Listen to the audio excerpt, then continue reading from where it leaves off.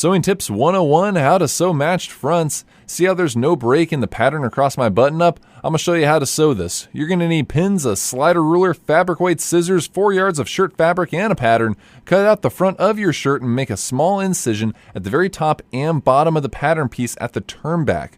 Fold the pattern facing back and pin next to this fold. Do not use plastic tip pins for this, but metal pins. We'll be using the iron and you do not want the plastic to melt. Remove the pattern piece and take the front to the iron. Create a press line using the small incisions and pins as a dotted line of sorts as a guide for a straight line. Remember to lift the iron up and down. Do not drag it along the fabric because you might stretch the fabric out, which can misalign the front when we go to match. Now open up the bolt of fabric. We're going to look for the match. I'm going to use this Bird of Paradise flower to find that match. Line it up and make sure that the pattern piece for the other side of your shirt can fit.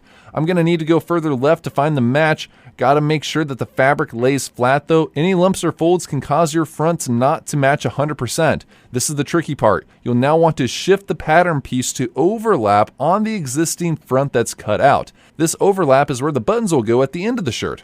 I use 1.25 inches for my overlap. You'll want to measure using the edge of the front facing and the facing on the pattern piece to make sure that your pattern is indeed evenly lined up. Place the fabric weights down carefully. You don't want to shift the pattern piece at all, and then remove the cut out front piece. I'm adding extra length onto mine, so don't mind me right now.